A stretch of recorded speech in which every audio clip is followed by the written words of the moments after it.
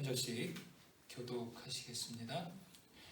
예수를 잡아 끌고 대제사장의 집으로 들어갈새 베드로가 멀찍이 따라가니라. 사람들이 그 가운데 불을 피우고 함께 앉았으나 베드로가 그 가운데 앉았더니 한 여종이 베드로의 불빛을 향하여 앉은 것을 보고 주목하여 이르되 이 사람도 그와 함께 있었느니라 하니, 베드로가 부인하여 이르되 이 여자여 내가 너를 알지 못하노라. 조금 후에 다른 사람이 보고 이르되 너도 그 도당이라 하거늘 베드로가 이르되 이 사람아 나는 아니로라 하더라. 한 사람 중 따라 또 한 사람이 전하여 이르되 이는 갈릴리 사람이 참으로 그와 함께 있었느니라. 베드로가 이르되 이 사람아 나는 내가 하는 말을 알지 못하노라고 아직 말하고 있을 때에 닭이 곧 울더라. 주께서 돌이켜 베드로를 보시니 베드로가 주의 말씀을 듣고 오늘 밤을 기도 전에 내가 설날을 부인하리라 하시니 생각나서 함께 밖에 나가서 심히 통곡하니라. 아멘. 주 말씀은 내 길 비추는 듯 주 말씀은 듯 내 길 비추는 듯 주 말씀은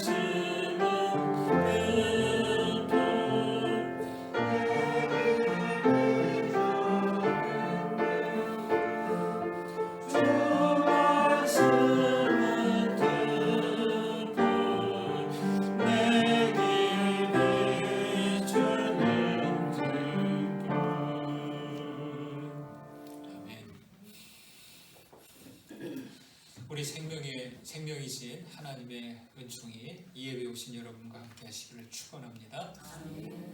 한 주간 평안하셨는지요? 네, 감사합니다. 완연한 봄이 되었습니다. 주초에 집에만 있을 수 없어서 봄 기운을 좀 느껴보려고 강가를 걸었습니다. 겨우내 흑백이었던 산과 들이 봄의 색깔로 물들어가는 것을 볼 수 있었습니다. 산수의 꽃이 마을길을 물들였고요. 개나리는 담장을, 진달래는 소나무 숲 아래를 물들였고, 그리고 새싹들은 땅을 초록색으로 물들였습니다.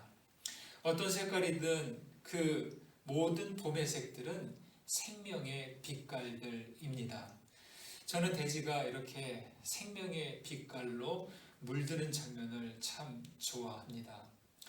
안도현님의 비켜준다는 것이란 시가 있습니다. 둥글레 새싹이 새싹의 대가리 힘으로 땅을 뚫고 밖으로 고개를 내민 게 아니다.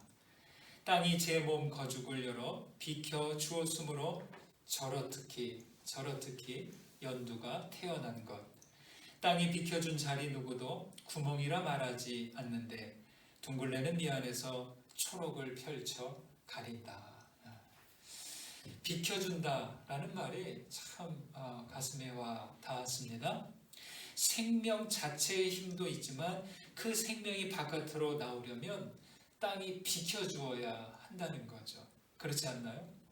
만일 땅이 조금이라도 열어서 비켜주지 않는다면 그 여린 새싹들이 밀고 올라올 수 없겠죠.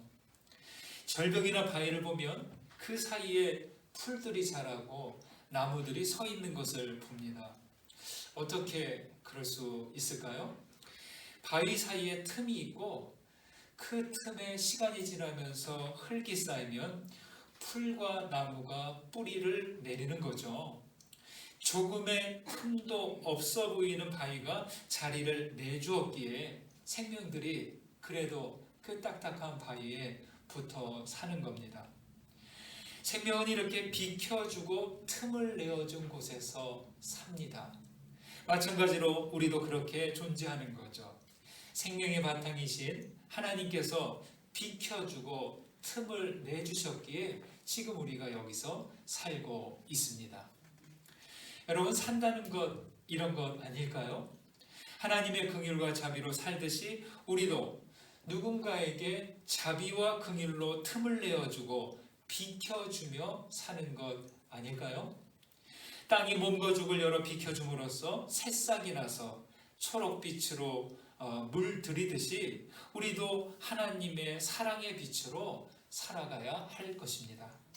누가복음 6장에서 주님은 너희 아버지의 자비로우심 같이 너희도 자비로운 자가 되라라고 말씀하십니다.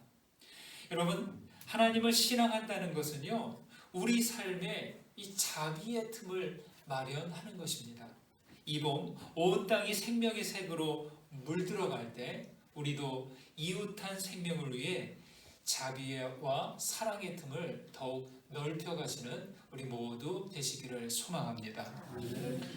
누가복음 24절부터는요, 마지막 만찬을 하고 나자 제자들 사이에 서열 다툼이 일어났습니다. 정말 철없는 사람들이죠. 그리스도의 순환이 임박했는데도 서열을 따지고 있습니다. 그러자 주님은 늘 그렇듯이 섬김을 받는 자가 아니라 자기처럼 섬기는 자가 큰 자다라고 하시면서 서열 다툼을 정리해 주십니다. 그리고 대표로 시몬을 부르시고 말하죠. 사탄이 지금 너희들을 밀가부르듯 하려고 하는데 시몬아, 너의 믿음이 떨어지지 않도록 내가 기도한다 라고 말이죠. 밀가부른다 무슨 말이에요? 체질한다는 뜻이에요. 껍질과 알곡을 분리하는 과정입니다. 지금은 다 알곡인 것 같아요. 그러나 체질의 과정을 거치면 껍질만 있는 알, 그리고 알곡이 들어가 있는 알로 구별되는 거죠.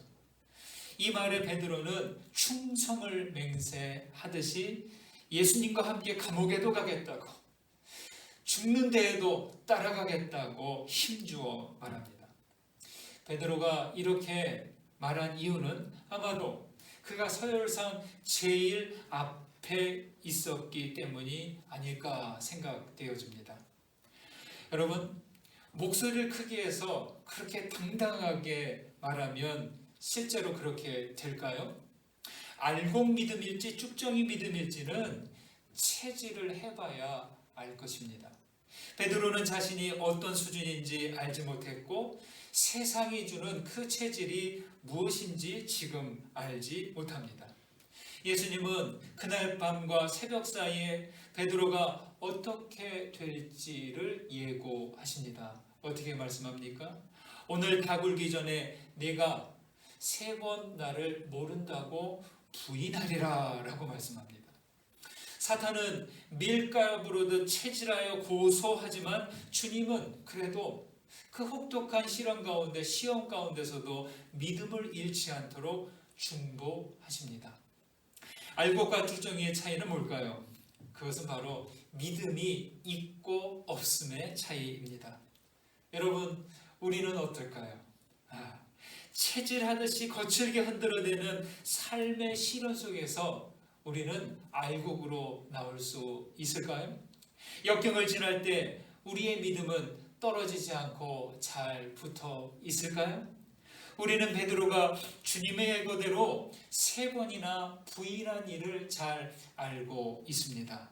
오늘 말씀에서 살펴야 하는 것은 베드로가 왜 그래야만 했느냐 하는 내용입니다. 오늘 말씀 제일 먼저 54절과 55절을 보시겠습니다. 읽습니다. 예수를 잡아 끌고 대제사장의 집으로 들어갈새 베드로가 멀찍이 따라가니라. 사람들이 뜰 가운데 불을 피우고 함께 앉았는지라. 베드로도 그 가운데 앉았더니. 체포된 예수님은 제일 먼저 대제사장의 집으로 끌려가십니다. 다른 제자들은 모두 흩어졌으나 베드로는 혹시나 해서 스승을 따라가죠. 그래도 베드로는 그중 의리가 있어 보입니다. 스승이 강제로 끌려갔는데 나 몰라라 할 수 없었을 것입니다. 그러나 그렇게 주님을 따라간 베드로의 모습이 어딘가 불안불안해 보입니다. 여기 말하죠. 멀찍이 따라가다.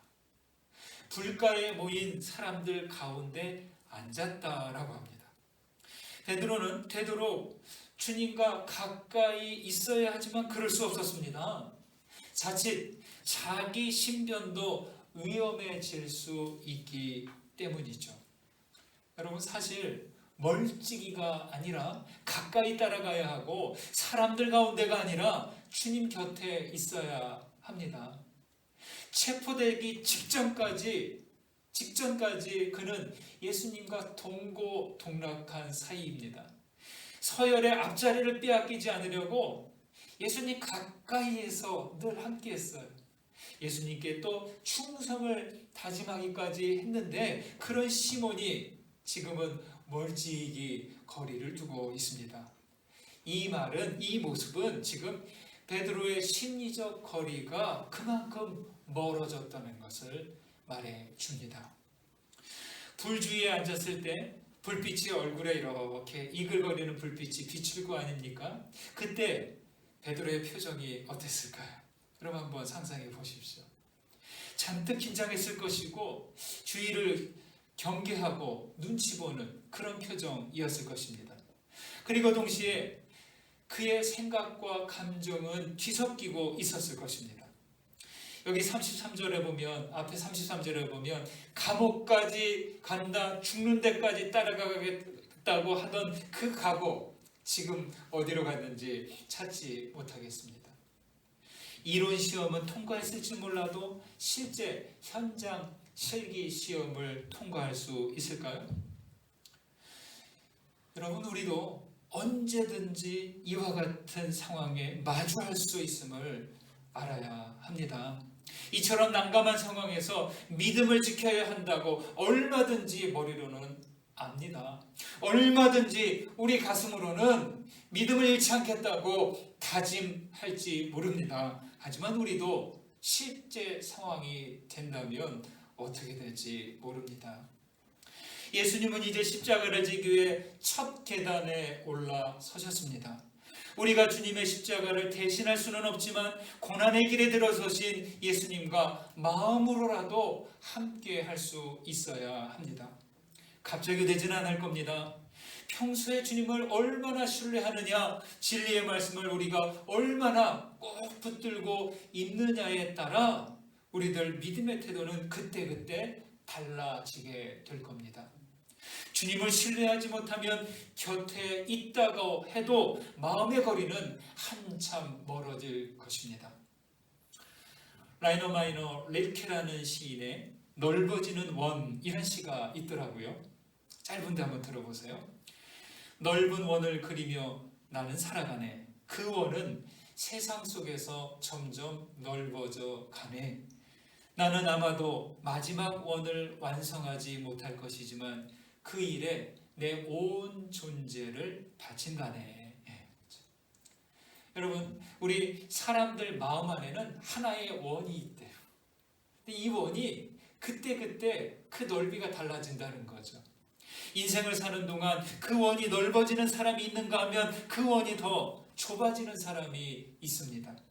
좁아지는 만큼 인생은 괴로울 것이고 넓어지는 만큼 그의 삶은 더욱더 자유롭게 될 것입니다. 그렇게 원이 무한히 넓어지면 하나님을 품을 수 있는 그런 원이 된다는 거죠. 여러분, 이 원을 우리 신앙의 말로 바꾸면 무엇일까요? 넓어지는 원은 바로 믿음의 원이다 라고 말할 수도 있겠습니다. 믿음의 원이 좁아질수록 주님과의 거리는 멀어질 것이고 믿음의 원이 넓어질수록 주님과의 거리는 가까워지게 되는 거죠. 여러분, 우리 안에 있는 믿음의 원은 어떻습니까? 지금 움츠러들고 있습니까? 아니면 넓어지고 있습니까? 여러분, 믿음의 원을 넓혀 가시기 바랍니다. 멀찍이 떨어져 소성되지 않고 날마다 주님께 더욱 가까이 다가가시는, 그래서 믿음의 원을 더 넓히시는 우리 모두 되시기를 축원합니다. 그 다음 두 번째로 56절과 57절을 보실까요? 읽습니다. 한 여종이 베드로의 불빛을 향하여 앉은 것을 보고 주목하여 이르되 이 사람도 그와 함께 있었느니라 하니 베드로가 부인하여 이르되 이 여자여 내가 그를 알지 못하노라 하더라. 베드로가 불가에 둘러앉았는데요. 이때 한 여자가 베드로를 아주 그냥 뚫어지라 쳐다봅니다. 저 사람이 누군가 어디서 본 것 같은데 드디어 알아냈어요. 이 사람도 저 사람과 함께 있었다. 이름을 얘기하잖아요. 예수님의 이름을 얘기하지 않습니다. 이 사람도 저 사람이 누구예요? 예수님이죠. 그냥 대명사로 지칭해 버립니다. 이때 베드로가 반사적으로 대답합니다. 이 여자야. 나는 그 사람을 모른다네. 여러분 놀라운 것은요. 마치 베드로가 대답을 준비했다 하는 것 같습니다. 머뭇대고 그런 게 아니라 그냥 반사적으로 나는 저 사람 몰라 라고 얘기했다는 거죠. 뒤이어서 당신도 같은 또당이지? 또 잠시 있다가 당신 그와 함께 있었지? 하는 말에 두 번이나 그는 나는 아니다. 당신이 하는 말이 뭔지 도대체 모르겠다 라고 단호하게 부인해버립니다. 다른 사람은 몰라도 베드로는 어떻게 대답해야 합니까? 그렇소. 나는 예수를 따르는 사람이요. 지금 붙잡혀 있는 예수는 아무 잘못 없어. 뭔가 오해가 있는 거요. 라고 했어야 하지 않을까요? 그러나 분위기는 아주 강압적인 분위기죠. 이미 유죄 판결이 난 것 같은 상황입니다. 그러니 머뭇대면 자기도 위험해질 것으로 생각했을 겁니다. 지금 베드로의 내면의 원, 믿음의 원은 잔뜩 쪼그라든 상태이죠. 여러분 드라마를 볼 때 악역이 나오면 여러분들 어떻게 반응하세요? 나쁜 사람이 아주 비열하고 비겁하고 아주 악하게 행동하면 욕 나오죠. 저런 나쁜 놈. 저런 하면서 우리가 그를 비난합니다. 얼마든지 그럴 수 있습니다. 베드로를 향해서도 비겁하다, 배신자다, 인간이 그럴 수 있느냐라고 말할 수 있습니다. 그러나 우리가 베드로의 입장이 된다면 어떻게 반응할까요? 우리도 용기 내어서 주님을 변호할 수 있을까요? 여러분 베드로는 왜 이렇게 비겁한 사람이 되었을까요? 전혀 아닐 것 같은 사람이었는데 그 이유는 두렵고 불안에 휩싸였기 때문입니다. 여러분 아무리 호랑이 같은 사람도 이 두려움에 한번 젖어버리면 토끼처럼 되는 거예요. 앞에서 감옥에도 따라가고 죽는데도 따라가겠다고 큰 소리 쳤지만 지금 실제 상황이 되니까 숨어있던 그 토끼 같은 나약한 자가 튀어나오고 만 거죠. 그러면 베드로가 두려워한 것은 무엇일까요? 메시아이신 예수와 함께 출세하고픈 그런 큰 계획을 가지고 있었을지 모릅니다. 예수께서 왕이 되시면 자기는 한 자리 차지하리라는 꿈을 꾸고 있었을지도 모릅니다. 그런데 예수께서 이렇게 무력하게 잡혀 있으니 그 모두가 어떻게 돼요? 사라지고 있는 거죠. 일장춘몽 허무한 일이 되고 있는 겁니다. 직전까지 확실한 무언가를 붙잡은 듯 했는데 이제 모든 게 불확실해졌어요.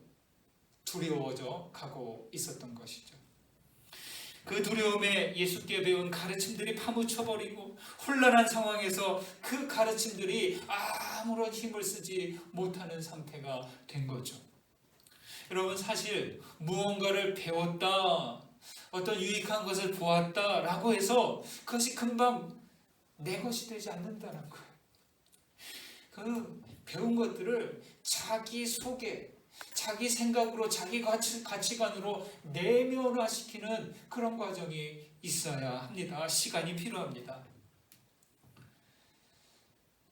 벼이삭이 패이고 나서 바로 알곡이 들어찹니까? 어떻습니까? 벼에서 이렇게 이삭이 탁 패였어요. 바로 알곡이 들어찹니까? 절대 그렇지 않죠. 그 이삭의 알곡이 들어차려면 시간이 필요합니다. 지금 베드로가 그 상황이라 할 수 있습니다. 껍질만 있는 믿음이 아니라 속이 채워지는 그러한 믿음이 되어가야 하는데 아직 그 시간이 안 된 것이죠. 여러분, 믿음이라는 속은요 저절로 채워지지 않습니다. 믿습니다 한다고 해서 믿음이 저절로 채워지지 않아요. 어떻게 될까요? 믿음의 속은 신뢰와 용기로 채워집니다. 에릭 프롬이라는 학자는요 이렇게 표현합니다. 신앙을 가지려면 용기, 곧 위험을 무릅쓰는 능력, 고통과 실망조차도 받아들이는 준비가 필요하다라고 말이죠. 그렇습니다. 위험을 무릅쓰는 능력이 바로 용기입니다. 아무 위험도 감수하지 않는다면 아무것도 되지 못합니다. 베드로가 이때 위험을 무릅쓰고 주님께 더 가까이 다가갈 때 그의 믿음은 채워지겠지만 위험을 무릅쓰지 않고 도망갈 때 믿음은 빈 채로 남아 있는 것이죠. 가장 큰 위험은 뭘까요? 아무 위험도 감수하지 않는 것이죠. 고통과 슬픔을 피할 수 있을지는 모르지만 위험을 회피하면, 감수하지 않는다면 변화도 없고 성장도 없고 사랑도 없는 거죠. 베드로는 그렇게 위험을 무릅쓰지 않습니다. 용기가 없으니 부인만 하는 거죠. 그런 사람 모른다고, 자기는 아니라고, 무슨 말은 하는지 모르겠다고 말이죠. 여러분, 우리는 어떻습니까? 우리는 실패와 사고와 질병과 상실과 고통과 같은 그런 위험들 때문에 믿음의 수고를 꺼려하는 것 아닙니까?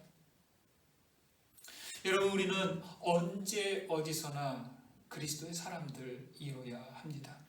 어떤 상황에도 예수님을 모른다 하지 않아야 할 것입니다. 위험을 회피하지 마십시오. 고통과 실망조차도 받아들이는 그런 믿음의 용기 가지시기를 간절히 소망합니다.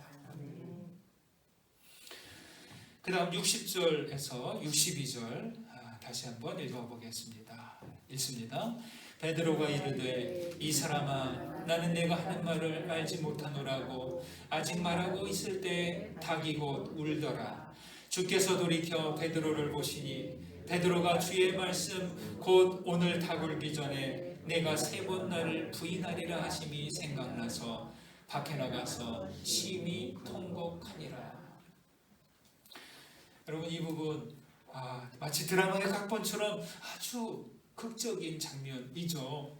베드로가 3번째 모른다고 말할 때 이때 닭 울음소리가 꼭기요 하고 들리는 겁니다.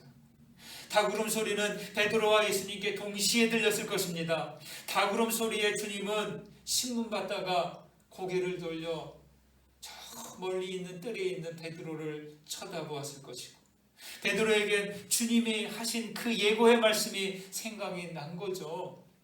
예수께서 베드로를 쳐다보았을 때 베드로는 예수님을 바라보았을지는 모르겠습니다. 그럴 겨를이 없었을 거예요. 그 닭울음 소리에 예수님이 자신을 두고 한 예고의 말씀이 생각났기 때문이죠. 베드로가 어떻게 했습니까? 밖으로 나가서 심하게 통곡합니다. 여러분, 닭이라는 동물은요 빛에 아주 민감한 동물입니다. 여명이 밝기도 전에 새벽을 깨우죠. 닭울음 소리는 마치 기상 나팔 소리처럼 울렸고 두려움에 잠들어 있던 이 베드로의 심령을 세차게 흔들어 깨웁니다. 그리고 뒷걸음질 치며 비겁하게 도망가던 베드로를 잡는 사이렌 소리처럼 들려왔습니다. 여러분, 하나님의 사람들이 이른 새벽 미명에 깨어 있으려면 이 닭울음 소리를 듣는 그러한 영적인 예민함이 필요합니다. 오늘날은 100년 전보다 나아졌다고 하지만 오히려 걱정과 근심에 쫓기고 욕망을 쫓아가다 지키고 경쟁에 뒤처지지 않으려 아동바동되다가 지쳐 잠든 세상입니다. 그러다 보니까 오히려 영적 예민함이 사라지고 둔감해져 버렸습니다. 여러분, 우리는 항상 귀를 열고 닭 울음소리를 통한 이 하나님의 소리에 민감할 수 있어야 합니다. 기도와 묵상 시간에 들을 수 있어야 하고 작은 사건을 통해서도 들을 수 있어야 합니다. 아침이든 저녁이든 매일 일정한 시간에 단 10분만이라도 하나님 앞에 앉아서 주님의 음성을 들을 수 있어야 합니다. 자기 내면의 소리를 들어야 됩니다. 그렇지 않으면 우리의 영혼이 둔감해지고 내면의 원은, 우리 믿음의 원은 쪼그라들고 말 것입니다. 닭울음 소리를 들은 베드로는 밖으로 나가서 심하게 통곡하죠. 여러분, 그 순간 베드로의 심정을 누가 알 수 있겠습니까? 본인만 알지. 여러분, 사람은요, 통곡할 수 있는 사람이어야 됩니다. 눈물을 흘릴 줄 알아야 그 가슴이 살아있는 사람이 되는 겁니다. 막 태어난 아기는 울음을 터뜨려야 숨을 쉴 수 있죠. 울지 않으면 사람이 되지 못합니다. 울 수 있어야 사람으로서 제대로 된 숨을 쉴 수 있는 거죠. 하나님 앞에서 울 수 있을 때 그 영혼이 숨을 쉬게 되는 거죠. 밖에 나가서 심히 통곡하니라 여러분, 베드로는 이제 살 수 있습니다. 새롭게 태어난 거죠. 두려움에 갇혀 그런 사람 모른다, 나는 아니다 하며 부인했지만 닭울음 소리에 그 사람의 속사람이 터져 나온 겁니다. 단순히 창피해서가 아니라 자신의 이중성이 드러났기 때문이고 자기 비참함이 그대로 드러났기 때문입니다. 조선 후기 연암 박지원이란 분이요, 청나라 사절단으로 다녀오면서 견문록 열하일기를 기록했습니다. 아주 탁월한 작품이라고들 이야기하는데요. 저도 한 반 정도 읽어보았습니다. 그 중에 하나 기억나는 게 이거예요. 연암 박지원이 압록강을 건너면 그 요동벌판을 만나. 그 요동벌판을 지나가는데 그 툭 트인 그 광활한 요동벌판을 보자마자 그곳을 이렇게 말합니다.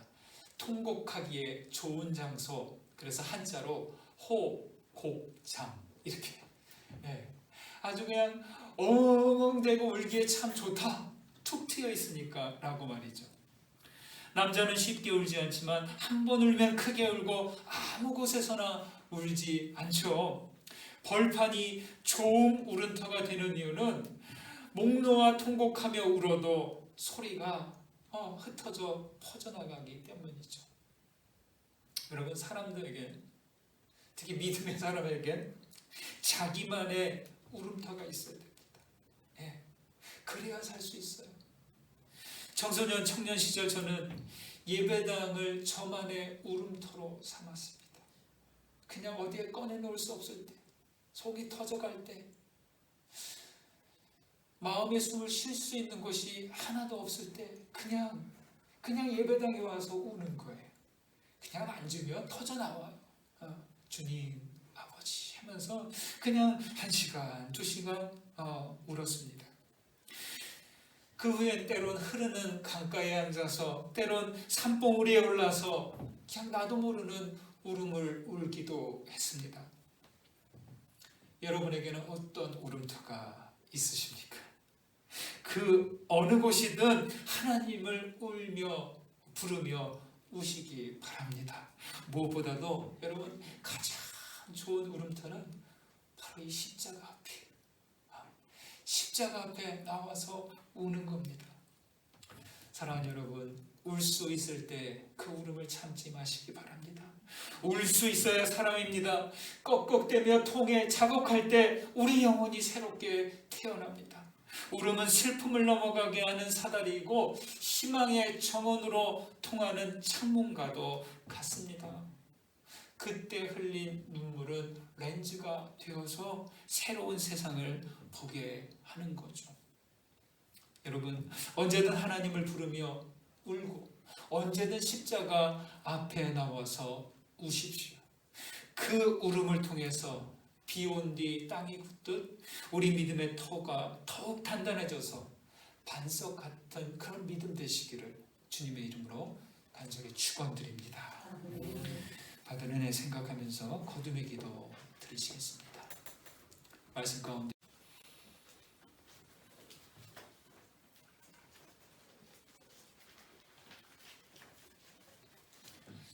한 절씩 교독하시겠습니다. 예수를 잡아 끌고 대제사장의 집으로 들어갈새 베드로가 멀찍이 따라가니라. 사람들이 그 가운데 불을 피우고 그에 앉았으나 베드로가 그 가운데 앉았더니 한 여종이 베드로의 불빛을 향하여 앉은 것을 보고 주목하여 이르되 이 사람도 그와 함께 있었느니라 하니 베드로가 부인하여 이르되 이 여자여 내가 너를 알지 못하노라. 조금 후에 다른 사람이 보고 이르되 너도 그 도당이라 하거늘 베드로가 이르되 이 사람아 나는 아니로라 하더라. 한 사람 중 따라 또 한 사람은 나에게 이르되 이는 갈릴리 사람이니 참으로 그와 함께 있었느니라. 베드로가 이르되 이 사람아 나는 내가 하는 말을 알지 못하노라고 아직 말하고 있을 때에 닭이 곧 울더라. 주께서 돌이켜 베드로를 보시니 베드로가 주의 말씀을 듣고 오늘 밤을 이루전에 내가 사실과를 부인하리라 하심에 생각나서 함께 밖에 나가서 심히 통곡하니라. 아멘. 주 말씀은 듣고 내게 비추는 등불 주 말씀은 듣고 내게 비추는 등불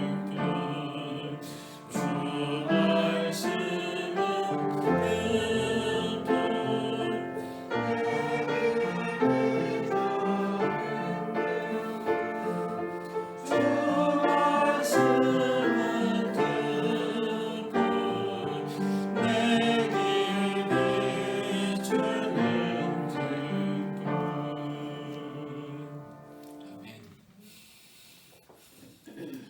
우리 생명이신 하나님의 은총이 이 예배 오신 여러분과 함께 하시기를 축원합니다. 한 주간 평안하셨는지요? 네, 감사합니다. 완연한 봄이 되었습니다. 주초에 집에만 있을 수 없어서 봄 기운을 좀 느껴보려고 강가를 걸었습니다. 겨우내 흑백이었던 산과 들이 봄의 색깔로 물들어가는 것을 볼 수 있었습니다. 산수의 꽃이 마을길을 물들였고요.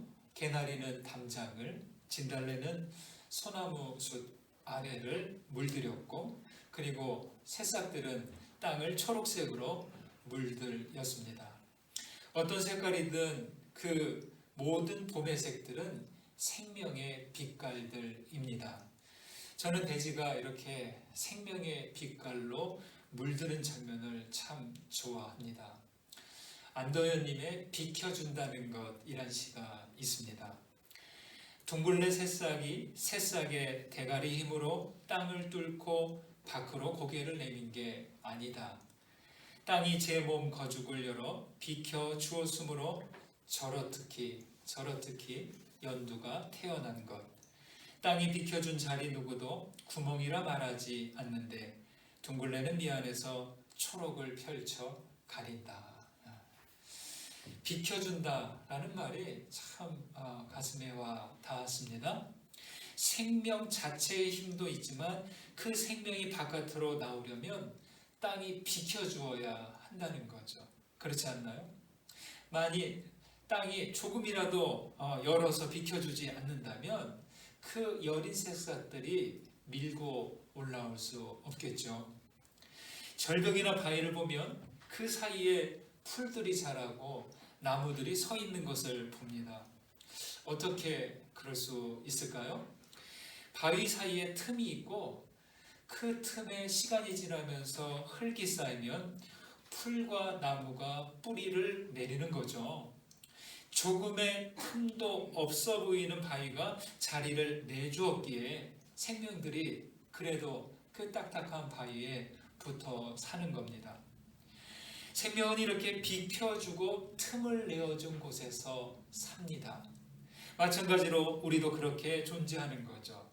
생명의 바탕이신 하나님께서 비켜주고 틈을 내주셨기에 지금 우리가 여기서 살고 있습니다. 여러분, 산다는 것 이런 것 아닐까요? 하나님의 긍휼과 자비로 살듯이 우리도 누군가에게 자비와 긍휼로 틈을 내어주고 비켜주며 사는 것 아닐까요? 땅이 몸과 죽을 열어 비켜줌으로써 새싹이 나서 초록빛으로 물 들이듯이 우리도 하나님의 사랑의 빛으로 살아가야 할 것입니다. 누가복음 6장에서 주님은 너희 아버지의 자비로우심같이 너희도 자비로운 자가 되라라고 말씀하십니다. 여러분, 하나님을 신앙한다는 것은요, 우리 삶에 이 자비의 틈을 마련하는 것입니다. 이 봄 온 땅이 생명의 색으로 물들어갈 때 우리도 이웃한 생명을 위해 자비와 사랑의 틈을 더욱 넓혀가시는 우리 모두 되시기를 소망합니다. 누가복음 24절부터는요, 마지막 만찬을 하고 나자 제자들 사이에 서열 다툼이 일어났습니다. 정말 철없는 사람들이죠. 그리스도의 순환이 임박했는데도 서열을 따지고 있습니다. 그러자 주님은 늘 그렇듯이 섬김을 받는 자가 아니라 자기처럼 섬기는 자가 큰 자다라고 하시면서 서열 다툼을 정리해 주십니다. 그리고 대표로 시몬을 부르시고 말하죠. 사탄이 지금 너희들을 밀가부르듯 하려고 하는데 시몬아, 너의 믿음이 떨어지지 않도록 내가 기도한다 라고 말이죠. 밀가부른다 무슨 말이에요? 체질한다는 뜻이에요. 껍질과 알곡을 분리하는 과정입니다. 지금은 다 알곡인 것 같아요. 그러나 체질의 과정을 거치면 껍질만 있는 알, 그리고 알곡이 들어가 있는 알로 구별되는 거죠. 이 말에 베드로는 충성을 맹세하듯이 예수님과 함께 감옥에도 가겠다고, 죽는 데에도 따라가겠다고 힘주어 말합니다.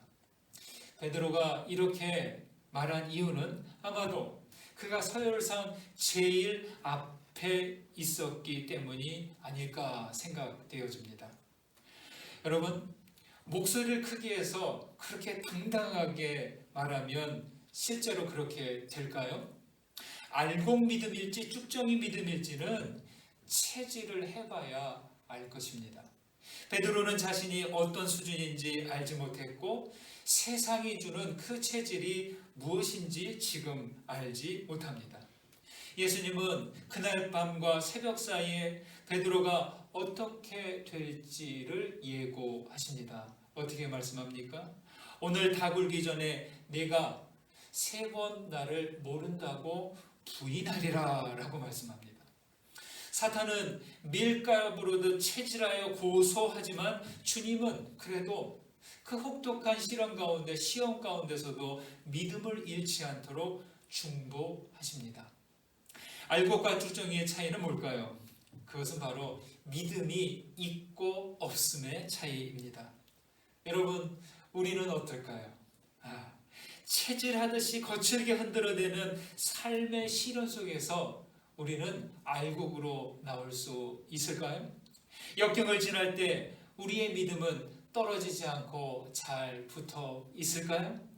우리는 베드로가 주님의 예고대로 3번이나 부인한 일을 잘 알고 있습니다. 오늘 말씀에서 살펴야 하는 것은 베드로가 왜 그래야만 했느냐 하는 내용입니다. 오늘 말씀 제일 먼저 54절과 55절을 보시겠습니다. 읽습니다. 예수를 잡아 끌고 대제사장의 집으로 들어갈새 베드로가 멀찍이 따라가니라. 사람들이 뜰 가운데 불을 피우고 함께 앉았는지라 베드로도 그 가운데 앉았더니. 체포된 예수님은 제일 먼저 대제사장의 집으로 끌려가십니다. 다른 제자들은 모두 흩어졌으나 베드로는 혹시나 해서 스승을 따라가죠. 그래도 베드로는 그중 의리가 있어 보입니다. 스승이 강제로 끌려갔는데 나 몰라라 할 수 없었을 것입니다. 그러나 그렇게 주님을 따라간 베드로의 모습이 어딘가 불안불안해 보입니다. 여기 말하죠. 멀찍이 따라가다. 불가에 모인 사람들 가운데 앉았다라고 합니다. 베드로는 되도록 주님과 가까이 있어야 하지만 그럴 수 없었습니다. 자칫 자기 신변도 위험해질 수 있기 때문이죠. 여러분 사실 멀찍이가 아니라 가까이 따라가야 하고 사람들 가운데가 아니라 주님 곁에 있어야 합니다. 체포되기 직전까지 그는 예수님과 동고동락한 사이입니다. 서열의 앞자리를 빼앗기지 않으려고 예수님 가까이에서 늘 함께했어요. 예수님께 또 충성을 다짐하기까지 했는데 그런 시몬이 지금은 멀찍이 거리를 두고 있습니다. 이 모습은 지금 베드로의 심리적 거리가 그만큼 멀어졌다는 것을 말해줍니다. 불 주위에 앉았을 때 불빛이 얼굴에 이렇게 이글거리는 불빛이 비칠 거 아닙니까? 그때 베드로의 표정이 어땠을까요? 여러분 한번 상상해 보십시오.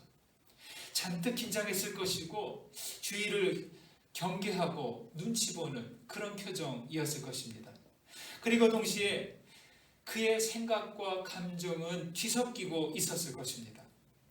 여기 33절에 보면 앞에 33절에 보면 감옥까지 간다 죽는 데까지 따라가겠다고 하던 그 각오 지금 어디로 갔는지 찾지 못하겠습니다. 이론 시험은 통과했을지 몰라도 실제 현장 실기 시험을 통과할 수 있을까요?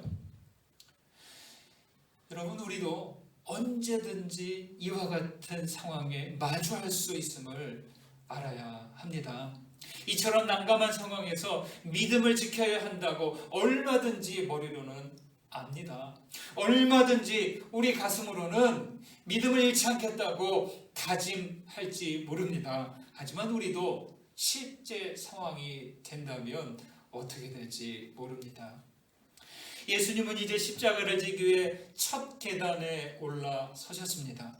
우리가 주님의 십자가를 대신할 수는 없지만 고난의 길에 들어서신 예수님과 마음으로라도 함께 할 수 있어야 합니다. 갑자기 되지는 않을 겁니다. 평소에 주님을 얼마나 신뢰하느냐, 진리의 말씀을 우리가 얼마나 꼭 붙들고 있느냐에 따라 우리들 믿음의 태도는 그때그때 달라지게 될 겁니다. 주님을 신뢰하지 못하면 곁에 있다고 해도 마음의 거리는 한참 멀어질 것입니다. 라이너 마이너 릴케라는 시인의 넓어지는 원이라는 시가 있더라고요. 짧은데 한번 들어보세요. 넓은 원을 그리며 나는 살아가네. 그 원은 세상 속에서 점점 넓어져 가네. 나는 아마도 마지막 원을 완성하지 못할 것이지만 그 일에 내 온 존재를 바친다네. 여러분, 우리 사람들 마음 안에는 하나의 원이 있대요. 근데 이 원이 그때그때 그 넓이가 달라진다는 거죠. 인생을 사는 동안 그 원이 넓어지는 사람이 있는가 하면 그 원이 더 좁아지는 사람이 있습니다. 좁아지는 만큼 인생은 괴로울 것이고 넓어지는 만큼 그의 삶은 더욱더 자유롭게 될 것입니다. 그렇게 원이 무한히 넓어지면 하나님을 품을 수 있는 그런 원이 된다는 거죠. 여러분, 이 원을 우리 신앙의 말로 바꾸면 무엇일까요? 넓어지는 원은 바로 믿음의 원이다 라고 말할 수도 있겠습니다. 믿음의 원이 좁아질수록 주님과의 거리는 멀어질 것이고 믿음의 원이 넓어질수록 주님과의 거리는 가까워지게 되는 거죠. 여러분, 우리 안에 있는 믿음의 원은 어떻습니까? 지금 움츠러들고 있습니까? 아니면 넓어지고 있습니까? 여러분 믿음의 원을 넓혀 가시기 바랍니다. 멀찍이 떨어져 소성되지 않고 날마다 주님께 더욱 가까이 다가가시는, 그래서 믿음의 원을 더 넓히시는 우리 모두 되시기를 축원합니다. 그 다음 두 번째로 56절과 57절을 보실까요? 읽습니다. 한 여종이 베드로의 불빛을 향하여 앉은 것을 보고 주목하여 이르되 이 사람도 그와 함께 있었느니라 하니 베드로가 부인하여 이르되 이 여자여 내가 그를 알지 못하노라 하더라. 베드로가 불가에 둘러앉았는데요, 이때 한 여자가 베드로를 아주 그냥 뚫어지라 쳐다봅니다. 저 사람이 누군가 어디서 본 것 같은데 드디어 알아냈어요. 이 사람도 저 사람과 함께 있었다. 이름을 얘기하잖아요. 예수님의 이름을 얘기하지 않습니다. 이 사람도 저 사람이 누구예요? 예수님이죠. 그냥 대명사로 지칭해 버립니다.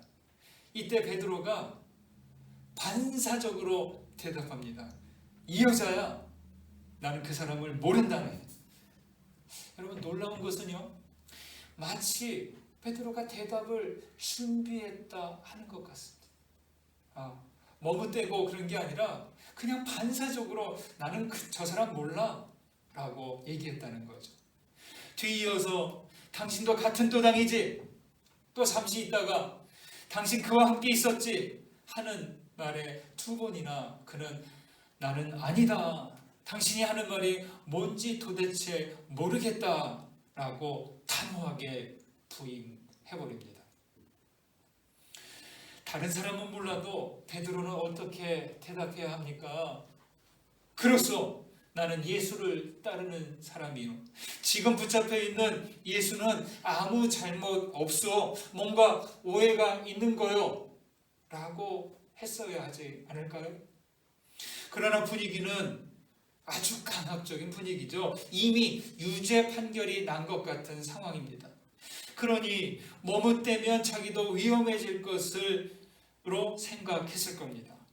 지금 베드로의 내면의 원, 믿음의 원은 잔뜩 쪼그라든 상태이죠. 여러분 드라마를 볼 때 악역이 나오면 여러분들 어떻게 반응하세요? 나쁜 사람이 막 아주 비열하고 비겁하고 아주 악하게 행동하면 욕 나오죠. 저런 나쁜 놈, 저런 뭐 하면서 우리가 그를 비난합니다. 얼마든지 그럴 수 있습니다. 베드로를 향해서도 비겁하다, 배신자다, 인간이 그럴 수 있느냐라고 말할 수 있습니다. 그러나 우리가 베드로의 입장이 된다면 어떻게 반응할까요? 우리도 용기 내어서 주님을 변호할 수 있을까요? 여러분, 베드로는 왜 이렇게 비겁한 사람이 되었을까요? 전혀 아닐 것 같은 사람이었는데, 그 이유는 두렵고 불안에 휩싸였기 때문입니다. 여러분, 아무리 호랑이 같은 사람도 이 두려움에 한번 젖어버리면 토끼처럼 되는 거예요. 앞에서 감옥에도 따라가고 죽는데도 따라가겠다고 큰 소리 쳤지만 지금 실제 상황이 되니까 숨어있던 그 토끼 같은 나약한 자가 튀어나오고 만 거죠. 그러면 베드로가 두려워한 것은 무엇일까요? 메시아이신 예수와 함께 출세하고픈 그런 큰 계획을 가지고 있었을지 모릅니다. 예수께서 왕이 되시면 자기는 한 자리 차지하리라는 꿈을 꾸고 있었을지도 모릅니다. 그런데 예수께서 이렇게 무력하게 잡혀 있으니 그 모두가 어떻게 돼요? 사라지고 있는 거죠. 일장춘몽, 허무한 일이 되고 있는 겁니다. 직전까지 확실한 무언가를 붙잡은 듯 했는데 이제 모든 게 불확실해졌어요. 두려워져 가고 있었던 것이죠. 그 두려움에 예수께 배운 가르침들이 파묻혀버리고 혼란한 상황에서 그 가르침들이 아무런 힘을 쓰지 못하는 상태가 된 거죠. 여러분, 사실 무언가를 배웠다, 어떤 유익한 것을 보았다라고 해서 그것이 금방 내 것이 되지 않는다는 거예요. 그 배운 것들을 자기 속에, 자기 생각으로 자기 가치관으로 내면화시키는 그런 과정이 있어야 합니다. 시간이 필요합니다. 벼 이삭이 패이고 나서 바로 알곡이 들어찹니까? 어떻습니까? 벼에서 이렇게 이삭이 탁 패였어요. 바로 알곡이 들어찹니까? 절대 그렇지 않죠. 그 이삭의 알곡이 들어차려면 시간이 필요합니다. 지금 베드로가 그 상황이라 할 수 있습니다. 껍질만 있는 믿음이 아니라 속이 채워지는 그러한 믿음이 되어가야 하는데 아직 그 시간이 안 된 것이죠. 여러분, 믿음이라는 속은요 저절로 채워지지 않습니다. 믿습니다 한다고 해서 믿음이 저절로 채워지지 않아요. 어떻게 될까요? 믿음의 속은 신뢰와 용기로 채워집니다. 에리 프롬이라는 학자는요 이렇게 표현합니다.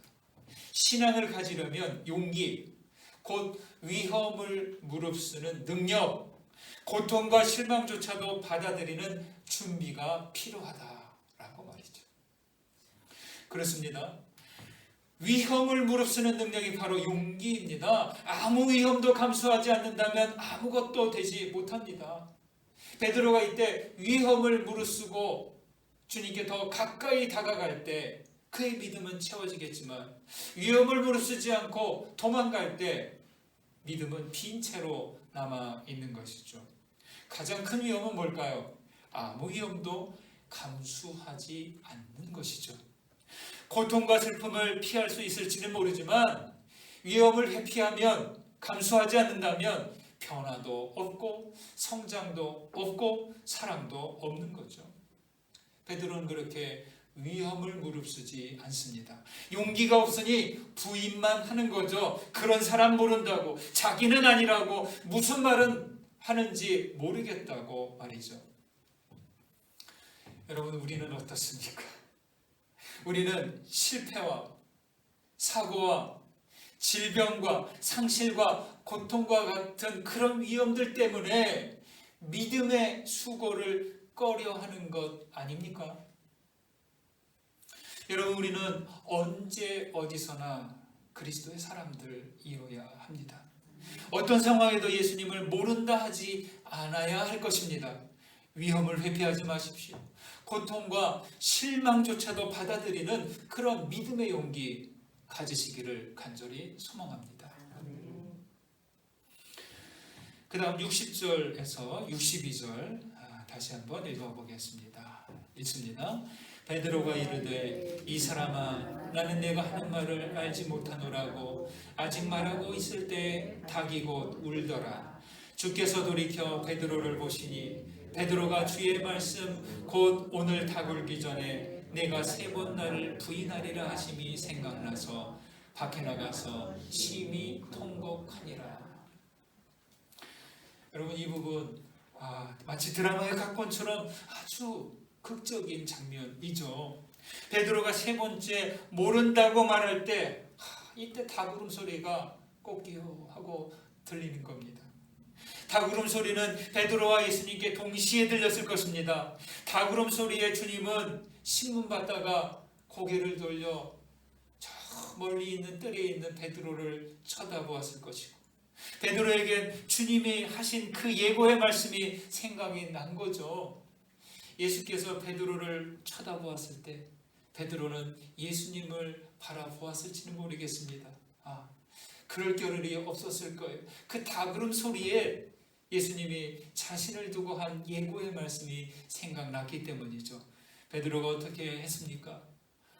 밖으로 나가서 심하게 통곡합니다. 여러분, 닭이라는 동물은요 빛에 아주 민감한 동물입니다. 여명이 밝기도 전에 새벽을 깨우죠. 닭울음 소리는 마치 기상 나팔 소리처럼 울렸고 두려움에 잠들어 있던 이 베드로의 심령을 세차게 흔들어 깨웁니다. 그리고 뒷걸음질치며 비겁하게 도망가던 베드로를 잡는 사이렌 소리처럼 들려왔습니다. 여러분, 하나님의 사람들이 이른 새벽 미명에 깨어 있으려면 이 닭울음 소리를 듣는 그러한 영적인 예민함이 필요합니다.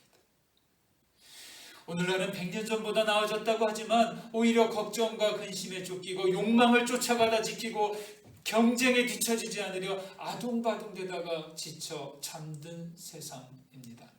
그러다 보니까 오히려 영적 예민함이 사라지고 둔감해져 버렸습니다. 여러분, 우리는 항상 귀를 열고 닭 울음소리를 통한 이 하나님의 소리에 민감할 수 있어야 합니다. 기도와 묵상 시간에 들을 수 있어야 하고 작은 사건을 통해서도 들을 수 있어야 합니다. 아침이든 저녁이든 매일 일정한 시간에 단 10분만이라도 하나님 앞에 앉아서 주님의 음성을 들을 수 있어야 합니다. 자기 내면의 소리를 들어야 됩니다. 그렇지 않으면 우리의 영혼이 둔감해지고 내면의 원은, 우리 믿음의 원은 쪼그라들고 말 것입니다.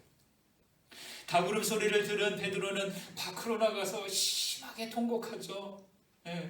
여러분, 그 순간 베드로의 심정을 누가 알 수 있겠습니까? 본인만 알지. 여러분, 사람은요, 통곡할 수 있는 사람이어야 됩니다. 눈물을 흘릴 줄 알아야 그 가슴이 살아있는 사람이 되는 겁니다. 막 태어난 아기는 울음을 터뜨려야 숨을 쉴 수 있죠. 울지 않으면 사람이 되지 못합니다. 울 수 있어야 사람으로서 제대로 된 숨을 쉴 수 있는 거죠. 하나님 앞에서 울 수 있을 때 그 영혼이 숨을 쉬게 되는 거죠. 밖에 나가서 심히 통곡하니라 여러분, 베드로는 이제 살 수 있습니다.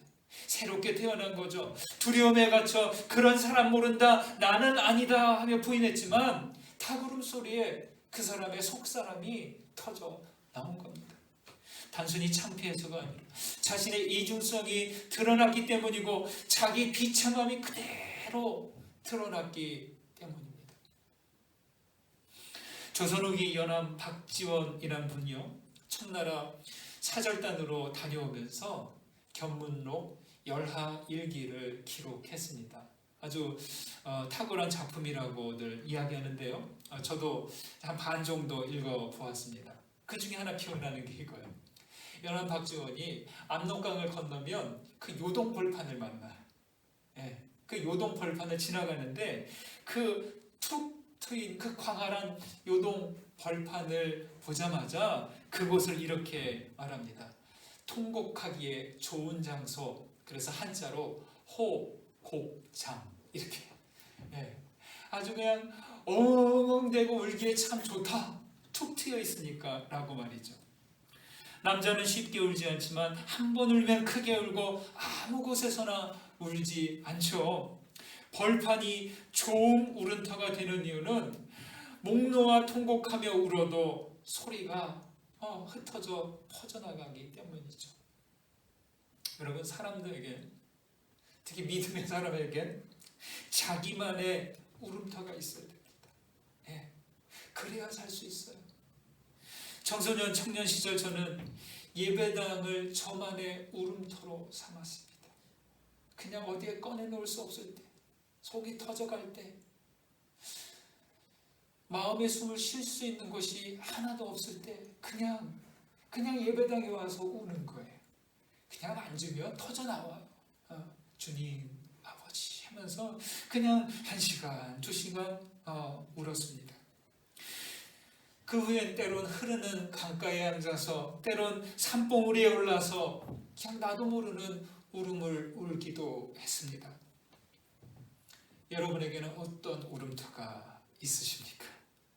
그 어느 곳이든 하나님을 울며 부르며 우시기 바랍니다. 무엇보다도 여러분, 가장 좋은 울음터는 바로 이 십자가 앞이에요. 십자가 앞에 나와서 우는 겁니다. 사랑하는 여러분, 울 수 있을 때 그 울음을 참지 마시기 바랍니다. 울 수 있어야 사람입니다. 꺽꺽대며 통에 자곡할 때 우리 영혼이 새롭게 태어납니다. 울음은 슬픔을 넘어가게 하는 사다리이고 희망의 정원으로 통하는 창문과도 같습니다. 그때 흘린 눈물은 렌즈가 되어서 새로운 세상을 보게 하는 거죠. 여러분, 언제든 하나님을 부르며 울고 언제든 십자가 앞에 나와서 우십시오. 그 울음을 통해서 비 온 뒤 땅이 굳듯 우리 믿음의 터가 더욱 단단해져서 반석 같은 그런 믿음 되시기를 주님의 이름으로 간절히 축원드립니다. 받은 은혜 생각하면서 거듭의 기도 드리시겠습니다. 말씀 가운데